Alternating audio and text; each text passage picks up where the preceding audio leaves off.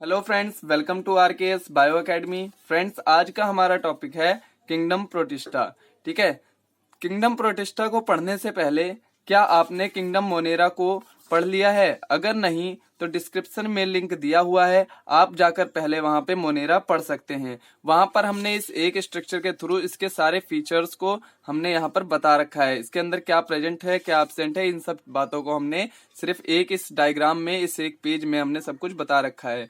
तो आप लिंक में जाके जरूर पढ़ें। इससे फायदा ये होगा कि प्रोटिस्टा पढ़ने के साथ साथ ही आप प्रोकैरियोट्स और यूकैरियोट्स में क्या क्या डिफरेंस होता है ये समझ जाओगे। तो चलिए फ्रेंड्स, शुरू करते हैं किंगडम प्रोटिस्टा। सबसे पहली बात, जितने भी सिंगल सेल्ड यूकैरियोट्स होते हैं वो किंगडम प्रोटिस्टा में आते हैं, यानी किंगडम प्रोटिस्टा में सारे यूकैरियोट्स आते हैं। तो हम इसके अंदर लिखेंगे सबसे पहले कि all single celled eukaryotes,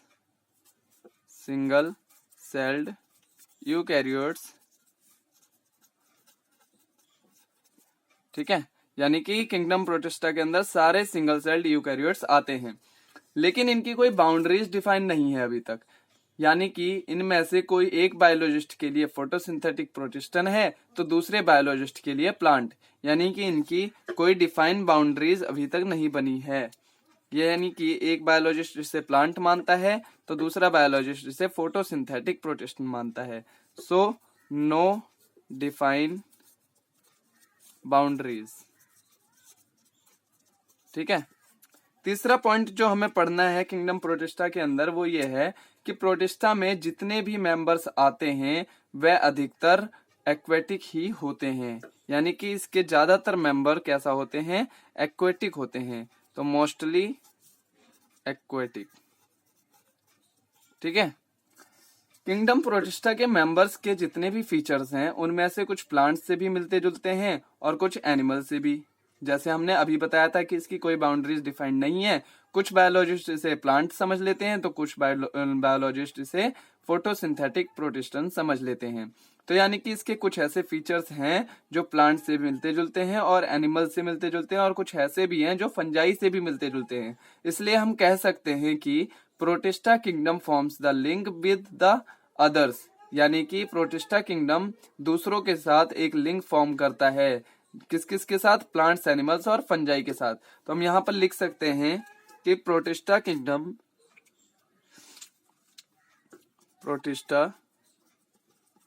kingdom forms the link with others, dealing with किस किस के साथ? तो प्लांट्स के साथ, मतलब प्लांट्स के बीच में, एनिमल्स के बीच में एंड फंजाई के बीच में। ठीक है, इनके बीच में ये एक लिंक क्रिएट करता है। यानी कि कहने का मतलब ये है कि ये एक बीच का हिस्सा है। जैसे कि मान लो हम कहते हैं ना कि प्लांट्स से, फंजाई से अगर प्लांट्स इवॉल्व हुए हैं तो उनके बीच में एक स्टेज किंगडम प्रोटिस्टा भी पड़ा था। तो ये लिंक है उन दोनों के बीच का। ठीक है, उसके बाद किंगडम प्रोटिस्टा के मेंबर्स यूकैरियोटिक होते हैं। ये तो हमने पहले ही पढ़ लिया कि सारे यूकैरियोट्स ही किंगडम प्रोटिस्टा में आते हैं। तो किंगडम प्रोटिस्टा के मेंबर्स यूकैरियोटिक होते हैं। सो इसके अंदर well defined nucleus and membrane bound cell organelles present होते हैं, जबकि प्रोकैरियोट्स में ऐसा नहीं होता है। उनके अंदर ना न्यूक्लियस होता है और ना ही membrane bound cell organelles present रहते हैं। तो इनके अंदर क्या प्रेजेंट होता है? Well defined nucleus and membrane bound cell organelles. ठीक है, इनके अंदर मेम्ब्रेन बाउंड सेल ऑर्गेनेल्स भी प्रेजेंट रहते हैं और न्यूक्लियस भी प्रेजेंट रहते हैं, जबकि मोनेरा में ऐसा नहीं था। इस किंगडम के कुछ मेंबर्स में फ्लैजिला और सीलिया भी प्रेजेंट रहता है। तो यानी कि हम कह सकते हैं सम हैव फ्लैजिला एंड सीलिया। ठीक है, फ्रेंड्स, अगर ये वीडियो आपको समझ में आ रही है, अच्छी तरह से किंगडम प्रोटिस्टा आपको आसान लग रहा है और इजीली समझ में आ रहा है, तो प्लीज हमारे चैनल को सब्सक्राइब कर दीजिए और इस वीडियो को लाइक कर दीजिए और कमेंट करके जरूर बताइए कि आपको ये कैसा लग रहा है। अगर इसमें कुछ सुधार करने की जरूरत है तो वो भी आप हमें सजेस्ट कर सकते हैं। हमारे डिस्क्रिप्शन में मेरा नंबर दिया हुआ है। अगर आपको इस स्टडी रिलेटेड कोई भी क्वायरीज करनी है या कोई भी दिक्कत आ रही हो तो आप मेरे उस नंबर पे कांटेक्ट कर सकते हैं और मुझसे बात कर सकते हैं। और आपको अगर किसी वीडियो किसी पर्टिकुलर टॉपिक पे लेक्चर चाहिए तो आप वो भी बता सकते हैं। सबसे पहले मैं उसी पे वीडियो बना दूंगा। ठीक है, तो हम शुरू करते हैं। हम कहाँ पर थे कि सम है फ्लैजला एंड सीलिया, यानी कि कुछ प्रोटिस्टा ऐसे होते हैं जिनके अंदर सीलिया और फ्लैजला प्रेजेंट रहता है। ठीक है, प्रोटिस्टा अपनी जनसंख्या यानी कि अपनी प्रोजेनिस को कैसे बढ़ाते हैं? तो प्रोटिस्टा जो होते हैं, लिख सकते हैं हम कि प्रोटिस्ट प्रोड्यूस या कह सकते हैं reproduce by asexually and sexually. ठीक है, यानी कि जो प्रोटिस्ट होते हैं वो सेक्सुअल और असेक्सुअल दोनों तरह के रिप्रोडक्शन करते हैं। और इनके अंदर एक खास चीज भी होता है। वो क्या होता है कि इनके अंदर सेल फ्यूजन भी होता है एंड जाइगोट फॉर्मेशन भी होता है। ठीक है, तो जाइगोट फॉर्मेशन भी होता है, जबकि प्रोकैरियोट्स में ऐसा नहीं हो रहा था। प्रोकैरियोट्स में सिंपल तरीके से बाइनरी फिजन के थ्रू असेक्सुअल रिप्रोडक्शन हो जा रहा था, जिसके अंदर वो दो पार्ट्स में डिवाइड हो रहे थे। और सेक्सुअली में भी जो ट्रू सेक्सुअल रिप्रोडक्शन है वो उनके अंदर एब्सेंट रहता था। उनके अंदर सिर्फ जेनेटिक मटेरियल का अदला बदली होती थी, यानी ट्रांसफर ऑफ जेनेटिक मटेरियल ही होता था, जिससे वो सेक्सुअल रिप्रोडक्शन भी ऐसे ही करते थे। ठीक है, इतना पढ़ने के बाद अब हम ठीक है, तो अब हम बात करते हैं किंगडम में कौन कौन से मेंबर्स आते हैं। ठीक है, यानी कि मेंबर्स ऑफ किंगडम प्रोटिस्टा। ठीक है, तो members include in kingdom protista. ठीक है, प्रोटिस्टा में कौन कौन से मेंबर्स इंक्लूड होते हैं? तो हमने पढ़ रखा है कि प्रोटिस्टा के अंदर जो सबसे पहला मेंबर होता है वो होता है क्राइसोफाइट्स। ठीक है, क्राइसोफाइट्स। दूसरा मेंबर कौन सा होता है? डायनोफ्लैजिलेट्स। तीसरा मेंबर कौन सा है? यूग्लेनोइड्स। ठीक है, फोर्थ मेंबर कौन सा है? Slime moulds. And fifth member is protozoans. Friends, ये फुल्ली एनसीईआरटी बेस्ड लेक्चर है। एनसीईआरटी की आपको एक एक लाइन हमारे इस लेक्चर में इन सिंपल तरीके से सिंपल नोट्स में आपको मिल जाएंगे। अगर आपने ये एक बार पढ़ लिया तो आपको एनसीईआरटी की हर लाइन की नॉलेज होगी। ठीक है, तो यहां तक हमने मेंबर्स ऑफ किंगडम प्रोटिस्टा पढ़ लिया है। अब हम पढ़ने जा रहे हैं सबसे पहले, तो अब हम पढ़ते हैं डिटेल में इस किंगडम के सबसे पहले मेंबर को, क्राइसोफाइट्स। फ्रेंड्स, क्राइसोफाइट्स में डायटम्स एंड गोल्डन एल्गी आते हैं, जिन्हें हम डेस्माइट्स भी कहते हैं, यानी गोल्डन एल्गी को डेस्माइट्स भी कहते हैं। ठीक है, तो इसके अंदर क्राइसोफाइट्स के अंदर इंक्लूड कौन कौन इंक्लूड होते हैं? सबसे पहले तो इंक्लूड होते हैं डायटम्स, और दूसरे होते हैं इनमें गोल्डन एल्गी। ठीक है, इन गोल्डन एल्गी को हम डेस्माइट्स भी कहते हैं। ठीक है, इसे क्या कहते हैं? डेस्माइट्स भी कहते हैं। ये जो डायटम्स हैं, ये जो डायटम्स दिया हुआ है यहाँ पर ना, ये डायटम्स, ये चीफ प्रोड्यूसर्स होते हैं, यानी कि सबसे ज्यादा ये प्रोड्यूस होते हैं कहाँ पर? ओशियंस में। ठीक है, यानी कि सबसे ज्यादा ये ओशियंस में प्रोड्यूस होते हैं और मछलियां जो है वो इनको खाती भी हैं। ठीक है, तो डायटम्स को हम चीफ, अगर पेपर में जैसे क्वेश्चन के लिए मैंने आपको ये एक पॉइंट बता दिया है, एनसीईआरटी में साफ साफ दिया हुआ है। ठीक है, लास्ट में, तो यहाँ पर हमने शुरू में ही बता दिया कि डायटम्स जो होते हैं वो चीफ प्रोड्यूसर्स होते हैं ओशियंस में। ठीक है, अब हम इसको आगे शुरू करते हैं। सबसे पहले जो हम क्राइसोफाइट्स पढ़ रहे थे, इनमें हमने दो ऑर्गेनिज्म को, दो डायटम्स और गोल्डन एल्गाई को पढ़ा जो इसके अंदर इंक्लूड होते हैं। अब हम सबसे पहले बात करेंगे कि जो क्राइसोफाइट्स होते हैं वो फ्रेश वाटर और मैरीन वाटर दोनों ही एनवायरनमेंट में पाए जाते हैं। तो इनका हैबिटेट कैसा होता है? हैबिटेट ऑफ क्राइसोफाइट्स दोनों तरीके से, फ्रेश वाटर में भी पाए जाते हैं ये एंड मैरीन वाटर में भी पाए जाते हैं। ठीक है, तो ये हो गया इनका हैबिटेट। इसके बाद हम बात करेंगे कि जो डायटम्स होते हैं उनकी सेल वॉल जो होती है वो 2 सेल्स की बनी होती है। ठीक है, डायटम्स की सेल वॉल 2 सेल्स की बनी होती है, जैसे हम यहाँ पर बना के दिखाते हैं सबसे पहले। ठीक है, ये डायटम्स की मान लो सेल वॉल है।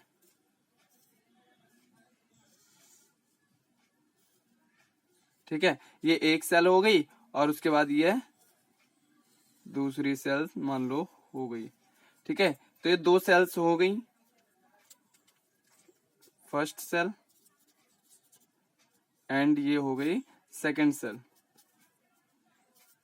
ठीक है, तो ये इनके 2 सेल्स की बनी होती है डायटम्स की सेल वॉल, और ये एक दूसरे पे ऐसे ओवरलैप होती है जैसे कि ये फिट हो जाती है बिल्कुल एज अ सॉप बॉक्स, साबुनदानी की तरह ये एक दूसरे में फिट हो जाती है। ठीक है, तो इसकी सेल वॉल जो होती है, यहाँ पर लिख देते हैं कि जो इसकी सेल वॉल होती है वो 2 सेल्स की बनी होती है।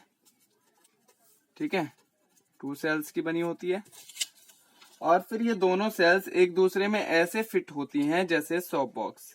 तो यहाँ पर ये भी बात हम लिख देते हैं कि ये दोनों ऐसे फिट होती हैं जैसे कि सॉप बॉक्स। तो fit together as like soap box, as like soap box. ठीक है फ्रेंड्स, बोरिंग ना लगे बिल्कुल भी, आप इसको इंटरेस्टिंग के साथ पढ़िए। ये बहुत ही आसान है, आपको पता भी नहीं चलेगा कि आपने एनसीईआरटी की एक एक लाइन सिर्फ इस स्ट्रक्चर में इस एक पेज पे पढ़ लिया है। ठीक है, तो आप अपने अंदर इंटरेस्ट जरूर बनाए रखिएगा। आपको समझ लो जानना है कि क्राइसोफाइट्स क्या है, आपको मेनली क्राइसोफाइट्स को अच्छी तरह से जानना है। एनसीईआरटी की एक एक लाइन को आपको पढ़ लेना है इसके बारे में। पेपर में कहीं से भी क्वेश्चन आ जाए आपको छोड़ के नहीं आना है, तो इसलिए एक मतलब सीक्वेंस बना के रखिए तो आपको ये याद भी रह जाएगा। सबसे पहले सीक्वेंस क्या था, सिंपल सी बात थी, क्राइसोफाइट्स पढ़ रहे थे। हमने सबसे पहले पढ़ा कि क्राइसोफाइट्स में डायटम्स और गोल्डन एल्गाई आते हैं। डायटम्स को हम चीफ प्रोड्यूसर्स कहते हैं ओशियंस में, और गोल्डन एल्गाई को हम डेस्माइट्स भी कहते हैं। सबसे पहला पॉइंट ये हो गया। दूसरा पॉइंट ये है कि इनका हैबिटेट कैसा होता है, तो इनका हैबिटेट फ्रेश वाटर और मैरीन वाटर दोनों ही है, यानी कि ये फ्रेश वाटर में भी पाए जाते हैं और मैरीन वाटर में भी पाए जाते हैं। तीसरी बात हम सेल वॉल की कर रहे हैं, और अब ज्यादातर बात हम सेल वॉल के बारे में ही करेंगे क्योंकि इनकी सेल वॉल में बहुत खास खास बातें छुपी होती हैं। सबसे पहली बात जो सेल वॉल के बारे में थी इनके, वो ये थी कि ये 2 सेल्स की बनी होती है और वो दोनों सेल्स आपस पे ऐसे फिक्स होती हैं जैसे कि सॉप बॉक्स की तरह। ठीक है, इसके बाद हम बात करें तो इनके जो सेल वॉल है इनके बीच में सीलिया जो है वो एम्बेडेड होता है, यानी कि इनके बीच में सीलिया एम्बेडेड होता है। तो इन वॉल्स में सीलिया एम्बेडेड होता है जो इनकी बॉडी को इंडेस्ट्रक्टिबल बनाता है, यानी कि इसकी बॉडी इंडेस्ट्रक्टिबल बना देता है, मतलब जल्दी टूट नहीं सकती है, बहुत मजबूत बना देता है ये सीलिया इनकी बॉडी को। ठीक है, तो हम यहाँ पर लिख सकते हैं कि इसमें एम्बेडेड होता है सीलिया। ठीक है, तो सीलिया मतलब सॉरी सीलिया नहीं सिलिका। ठीक है, सिलिका एम्बेडेड होता है इनकी बॉडी में, एम्बेडेड होता है सिलिका। ठीक है, ये जो सिलिका है वो इनकी बॉडी को क्या बना रहा था, इंडेस्ट्रक्टिबल, इंडेस्ट्रक्टिबल। ठीक है, जल्दी से इनकी बॉडी टूटेगी नहीं, मजबूत बना देता है इनकी बॉडी को।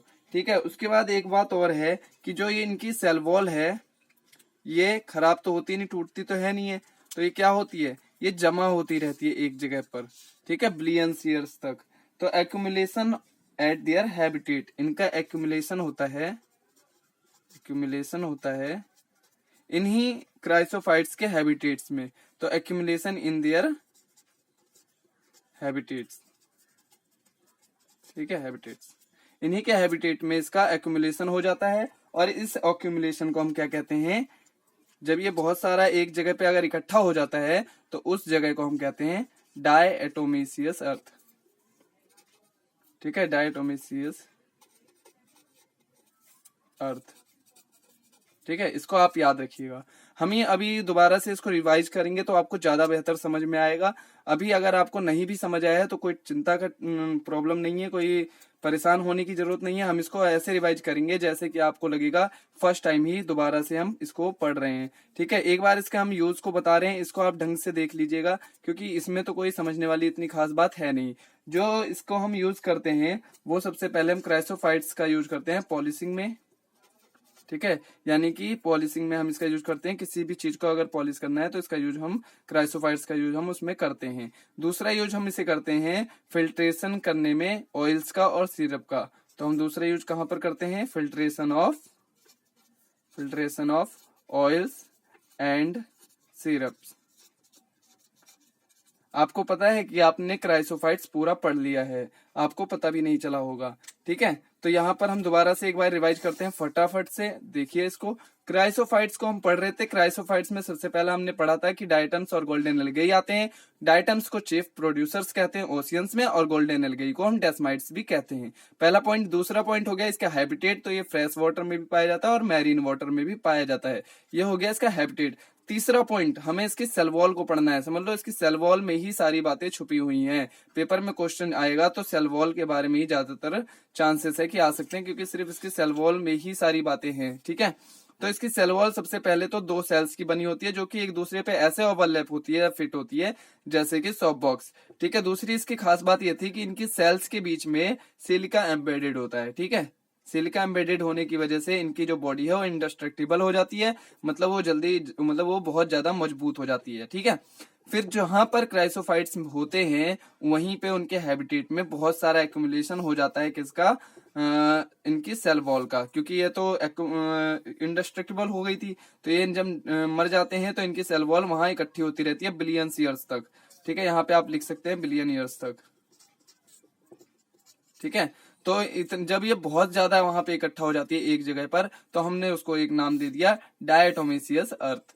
ठीक है, तो अगर पेपर में आ जाए डायटोमेसियस अर्थ क्या होता है, तो आप समझ गए कि सेल वॉल का इकट्ठा होना क्राइसोफाइट्स के ही हैबिटेट्स में, तो उसी को हम डायटोमेसियस अर्थ कहते हैं। उसके बाद हमने इसका यूज पढ़ा था जो कि यहाँ पे पॉलिशिंग और filtration of oils and syrups के रूप में दिया गया है। ठीक है, तो हमने क्राइसोफाइट्स पूरा पढ़ लिया है। अगला जो हमारा लेक्चर होगा वो होगा डायनोफ्लैगेलेट्स के बारे में, और हम कोशिश करेंगे ग्लूनोइड को भी उसी के अंदर पढ़ लें। तो क्राइसोफाइट्स आपको कैसा लगा? अगर ये आसान लगा हो और अगर इजी सिंपल लगा हो और आपको समझ में आया हो तो इस वीडियो को लाइक कीजिए और कमेंट कीजिए कि आपको ये वीडियो कैसा लगा, और हमारे चैनल को सब्सक्राइब कीजिए ताकि आपको लेटेस्ट अपडेट मिलता रहे। ठीक है फ्रेंड्स, तो सब्सक्राइब करना ना भूलें ताकि हम और भी वीडियो आपके लिए ऐसी ही बनाते रहें। ठीक है फ्रेंड्स, ये पेज आप डाउनलोड कर सकते हैं फेसबुक ऐप पर, और मुझे कांटेक्ट भी कर सकते हैं। हमारे डिस्क्रिप्शन में मैंने अपना नंबर दिया हुआ है, आप वहां से हमें कांटेक्ट कर सकते हैं अगर आपको कोई भी प्रॉब्लम है तो। ठीक है फ्रेंड्स, मिलते हैं नेक्स्ट वीडियो में। Bye, take care.